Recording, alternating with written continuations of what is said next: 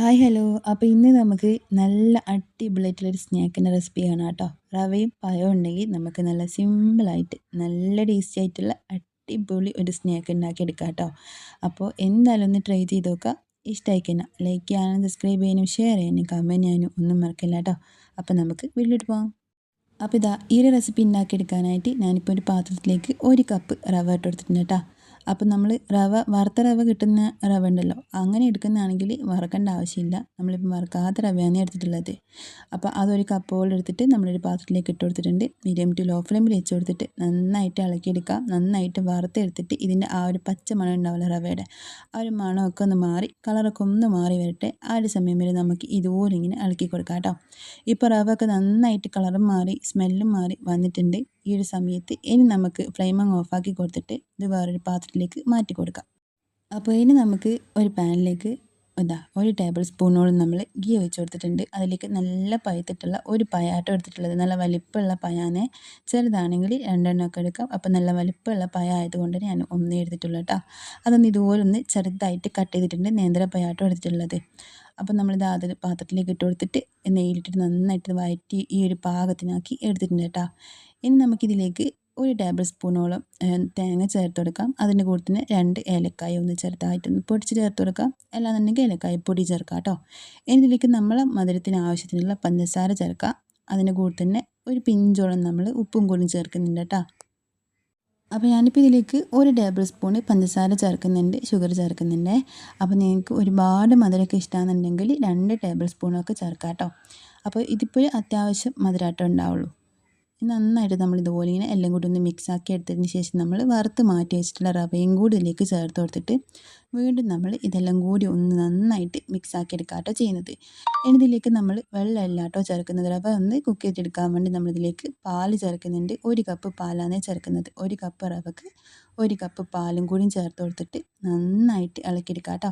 അപ്പോൾ ഈ ഒരു സമയത്തൊക്കെ ലോ ഫ്ലെയിമിൽ വെച്ച് കൊടുക്കാം. എന്നിട്ട് നന്നായിട്ട് ഇളക്കിയെടുത്തിട്ട് റവ നന്നായി വെന്ത് കിട്ടുകയും ചെയ്യണം.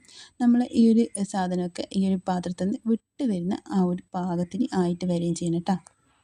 അപ്പോൾ ഈ ഒരു സമയത്ത് ലോ ഫ്ലെയിമിൽ തന്നെ ഇട്ട് കൊടുക്കാൻ പ്രത്യേകം ശ്രദ്ധിക്കുക കേട്ടോ. ലോ ഫ്ലെയിമിൽ ഇട്ട് നമ്മൾ ഇതുപോലെ നന്നായിട്ട് ഇളക്കി എടുത്തിട്ട് പെട്ടെന്ന് റവയൊക്കെ കുറുകി ഇതുപോലെ ഇങ്ങനെ പാത്രത്തിൽ നിന്ന് വിട്ട് വരുന്ന ആ ഒരു പാകത്തിനായിട്ട് കിട്ടും കേട്ടോ.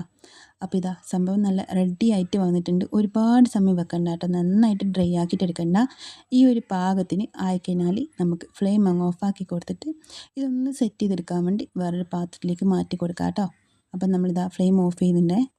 അപ്പോൾ നമ്മളിത് അതിനകത്തുനിന്ന് സെറ്റ് ചെയ്തിട്ടെടുക്കുന്നുണ്ട്. അതിനായിട്ടൊരു പാത്രത്തിലേക്ക് കുറച്ച് ഗീ ഒന്നാക്കി കൊടുക്കുന്നുണ്ട്. എന്നിട്ട് നമ്മൾ റെഡിയാക്കി വെച്ചിട്ടുള്ള നമ്മൾ റവയുടെ മിക്സും കൂടി ഇതിലേക്ക് വെച്ച് കൊടുത്തിട്ട് ഒന്നെല്ലാം കൂടി ഒന്ന് നല്ല ഷേപ്പാക്കിയിട്ട് എടുക്കാം കേട്ടോ. എന്നിട്ട് ഇതിൻ്റെ ചൂടൊന്ന് ആറാൻ വേണ്ടി നമുക്കൊരു അരമണിക്കൂറൊന്ന് വെയിറ്റ് ചെയ്യാം കേട്ടോ. ചൂട് ആറിക്കഴിഞ്ഞാൽ നമുക്ക് ഇഷ്ടമുള്ള രീതിക്ക് കട്ട് ചെയ്തിട്ട് നമുക്ക് അങ്ങനെ അങ്ങ് കഴിക്കുകയും ചെയ്യാം. ഇനി അല്ലാന്നുണ്ടെങ്കിൽ ഒന്ന് ചെറുതായിട്ടൊന്ന് ഫ്രൈ ചെയ്തിട്ടെടുക്കുകയും ചെയ്യാം കേട്ടോ. അപ്പോൾ ഇപ്പം പാത്രത്തിലേക്ക് ഇട്ട് കൊടുത്തിട്ടുണ്ട്. ഒന്ന് നന്നായിട്ടൊന്ന് ഷേപ്പാക്കിയിട്ട് എടുത്തിട്ടുണ്ട് കേട്ടോ. ഇനി നമുക്ക് ഇതൊന്ന് ചൂടൊന്ന് ആറാൻ വേണ്ടി വെയിറ്റ് ചെയ്യാം. നിങ്ങൾക്ക് ഇനി ഇതുപോലുള്ളൊരു പാത്രം തന്നെ വേണമെന്നില്ല. ലഞ്ച് ബോക്സിലോ ഒക്കെ നമുക്ക് ഇതുപോലെ സെറ്റ് ചെയ്തിട്ട് എടുക്കാം കേട്ടോ. അപ്പോൾ സംഭവം നല്ല സെറ്റായിട്ട് വന്നിട്ടുണ്ട്. നല്ല റെഡി ആയിട്ട് നമ്മളിത് റെഡിയാക്കി എടുത്തിട്ടുണ്ടെങ്കിൽ പെട്ടെന്ന് തന്നെ നമുക്കിത് ഇതുപോലെ ഒന്ന് സെറ്റ് ചെയ്തിട്ട് എടുക്കാൻ വേണ്ടി പറ്റിയിട്ടുണ്ട്. നന്നായിട്ട് ആവശ്യത്തിന് വെന്തൊക്കെ കിട്ടിയിട്ടുണ്ട് കേട്ടോ റവയൊക്കെ. അപ്പോൾ ഇപ്പോൾ ഒരു അരമണിക്കൂർ കഴിഞ്ഞിട്ടുണ്ട്. ചൂടൊക്കെ ആറി കിട്ടിയിട്ടുണ്ട്. ഇനി നമുക്ക് ഇഷ്ടമുള്ള രീതിക്ക് കട്ട് ചെയ്തിട്ട് എടുക്കാം കേട്ടോ. അപ്പോൾ ഇത് ഇങ്ങനെ അങ്ങ് കഴിക്കാനും നല്ല ടേസ്റ്റ് ആട്ടോ. ഹെൽത്തി ആയിട്ട് വേണമെന്നുണ്ടെങ്കിൽ നമുക്ക് ഇതിങ്ങനെ അങ്ങ് കഴിക്കുകയും ചെയ്യാം. ഇനി വേണമെന്നുണ്ടെങ്കിൽ കുറച്ച് ഓയിലോ ഗീയോ ഒഴിച്ച് കൊടുത്തിട്ട് ഒന്ന് ഫ്രൈ ആക്കിയിട്ട് എടുത്തിട്ടുണ്ടെങ്കിൽ ഇതിലും നല്ല ടേസ്റ്റ് ആട്ടോ ഉണ്ടാകാൻ.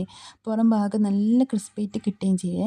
അപ്പോൾ ഞാനിപ്പോൾ ഒരു പാനിലേക്ക് കുറച്ച് ഓയിൽ വെച്ച് കൊടുക്കുന്നുണ്ട്. അതിൻ്റെ മുകളിലേക്ക് ഓരോ പീസും വെച്ച് കൊടുത്തിട്ട് ഫുൾ ഫ്ലെയിമിൽ തന്നെ വെച്ചെടുക്കാം കേട്ടോ. ഫുൾ ഫ്ലെയിമിൽ വെച്ചിട്ട് 2 സൈഡും ഒന്ന് തിരിച്ചും മറിച്ചിട്ട് കൊടുത്തിട്ട് നന്നായിട്ടൊന്ന് ഫ്രൈ ആക്കിയിട്ട് എടുക്കുക കേട്ടോ ചെയ്യുന്നത്. അപ്പോൾ പുറം ഭാഗം നല്ല ക്രിസ്പിയും ഉള്ളിൽ നല്ല സോഫ്റ്റ് ആയിട്ടുള്ള അടിപൊളിയായിട്ട് നമുക്കിത് കിട്ടും കേട്ടോ. അപ്പോൾ നമ്മൾ ഒരു ഭാഗം വെച്ച് കൊടുത്തിട്ടുണ്ട്. ഇനി ആ ഒരു സൈഡൊന്ന് തിരിച്ചിട്ട് കൊടുക്കുന്നുണ്ട്. ഫുൾ ഫ്ലെയിമിൽ വെച്ചതുകൊണ്ട് തന്നെ പെട്ടെന്ന് റെഡി ആയിട്ട് കിട്ടിക്കോളും. ഒരുപാട് സമയം എടുക്കില്ല കേട്ടോ. അതിൻ്റെ അടുത്തൊന്നും മാറാൻ പാടില്ലേ. നമ്മൾ ഇതുപോലെ ഇങ്ങനെ ചെയ്തെടുക്കുന്ന സമയത്ത് പെട്ടെന്ന് കരിഞ്ഞു പോകും. അപ്പോൾ ഒന്ന് കളറൊക്കെ ഒന്ന് മാറിയ സമയത്ത് നമ്മൾ തിരിച്ചിട്ട് കൊടുത്തിട്ടുണ്ട്. അപ്പോൾ ആ ഒരു ഭാഗം കൂടി ഒന്ന് റെഡി ആയിട്ട് കിട്ടിയാൽ മതിയേ. നമുക്കിത് വേറൊരു പാത്രത്തിലേക്ക് മാറ്റി കൊടുക്കാം. അപ്പോൾ ഇതാ ഏകദേശം ആ ഒരു സൈഡും കൂടി ഒന്ന് കളറൊക്കെ ഒന്ന് മാറി നന്നായിട്ട് മൊരിഞ്ഞ് നല്ലൊരു സ്മെല്ലൊക്കെ വന്നിട്ടുണ്ട് കേട്ടോ. അപ്പോൾ നല്ല ടേസ്റ്റി ആയിട്ടുള്ള നല്ല ഹെൽത്തി ആയിട്ടുള്ള റെസിപ്പി റെഡി ആയിട്ടുണ്ട്. എന്തായാലും ഒന്ന് ട്രൈ ചെയ്തൊക്കെ ഇഷ്ടമായി ലൈക്ക് ചെയ്യാനും സബ്സ്ക്രൈബ് ചെയ്യാനും ഷെയർ ചെയ്യാനും കമൻറ്റ് ചെയ്യാനും മറക്കില്ല കേട്ടോ. അപ്പോൾ നമുക്ക് പിന്നെ കാണാം. ബൈ. Thank you.